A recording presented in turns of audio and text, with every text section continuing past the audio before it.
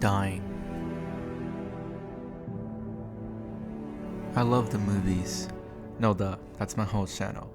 Yet, I love going to the movies. I'm like Christopher Montesani.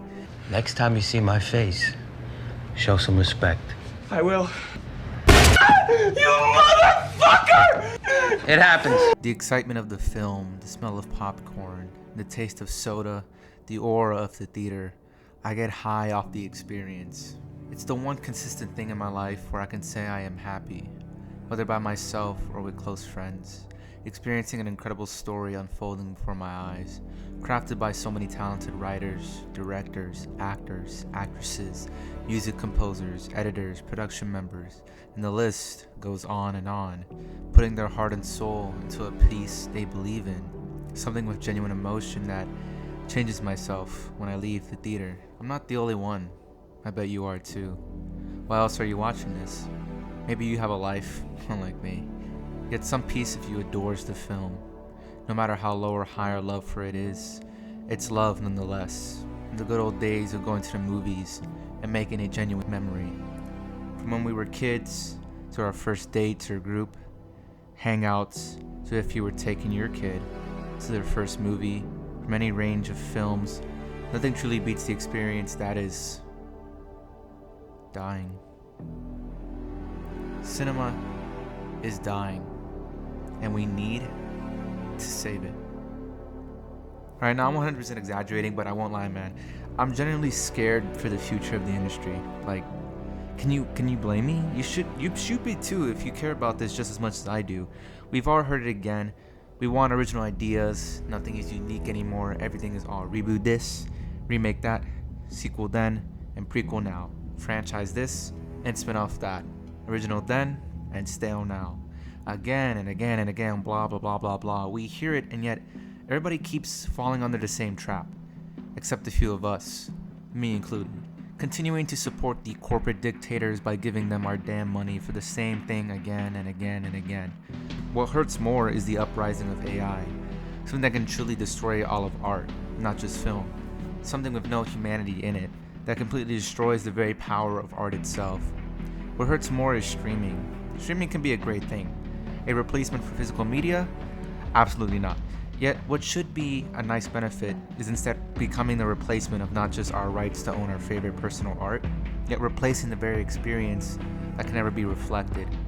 What hurts more is the imbalance. How original ideas, whether indie, a genuine studio write-off, or a foreign film, goes unnoticed despite its sincerity, and the endless tsunami of what were once cherished pieces of art we adore now, turned, fractured, patched up, retoolings that are intended to replace the beauty that came before. Cinema is dying, and why should we save it? I can't tell you how many times I've been to the cinema.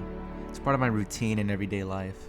I'll always be there, walk into that giant, lively universe of a building. The smell of popcorn, the slushing of sodas, the cases of snacks, the gigantic posters, the fun arcade, all the portraits of films past, and the anticipation of film's future, and the excitement of the film present.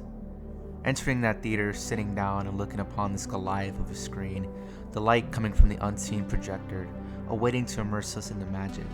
And yet this experience is dying. Of course people still go to the movies, but outside the big summer blockbuster or the great directorial epic, nobody goes to the movies to witness the little guy of films, the genuine, sincere pictures outside the summer season, the films people shrug and want instead on streaming. Now listen, I think streaming is a great tool for media. Is it better than physical or hell even digital media? Nope. Yet it's beneficial, at least until everybody wanted to do their own service, and now it's cable TV all over again.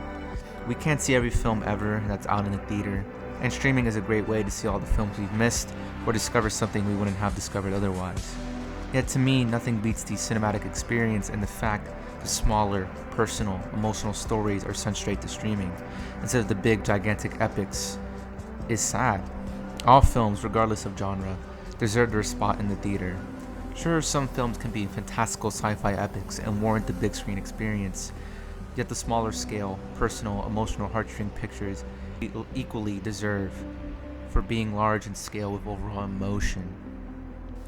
Yet the honest truth is that the root of the problem isn't even what does and what doesn't deserve the big screen. Yet more so, nobody wants to experience original ideas.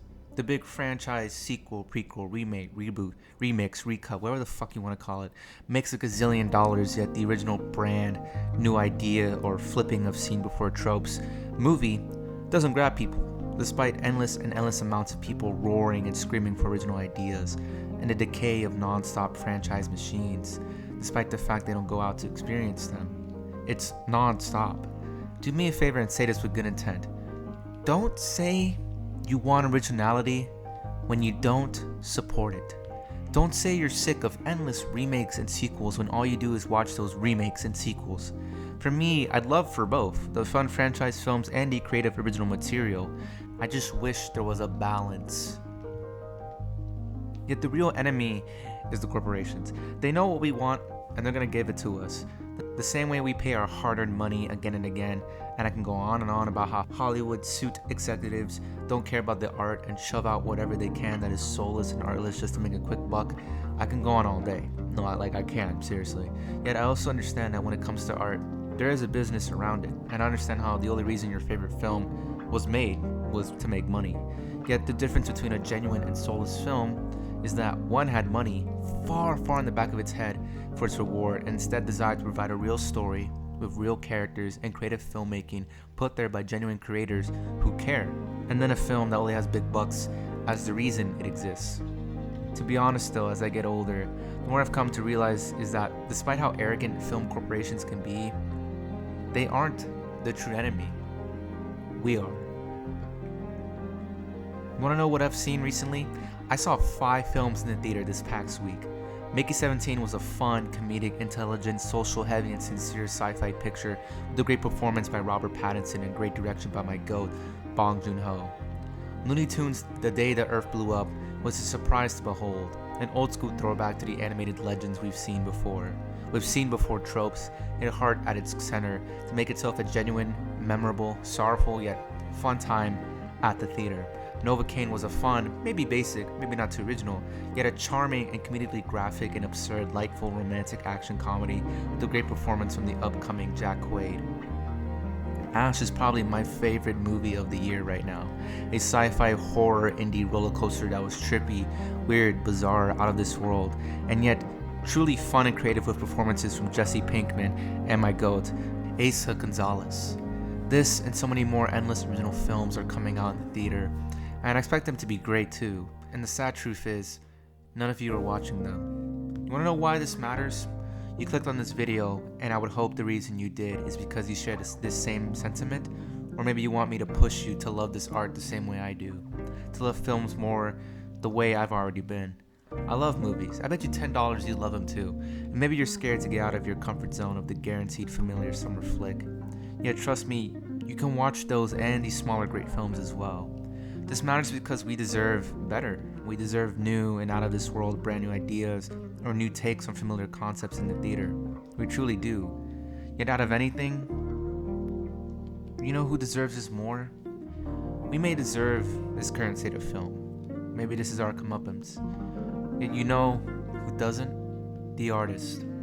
There's an endless sea of talented writers, directors, editors, cinematographers, music composers, actors, actresses, performers overall, production designers, crew members, and talented creators who put their heart and soul and blood into these projects that mean so much to them, and yet you don't watch them, despite the fact maybe you might end up loving them. Listen, I'm just a poor schmuck who loves films, all kinds of films, and is kind of upset that I can't discuss these great films with other people that I feel they will love.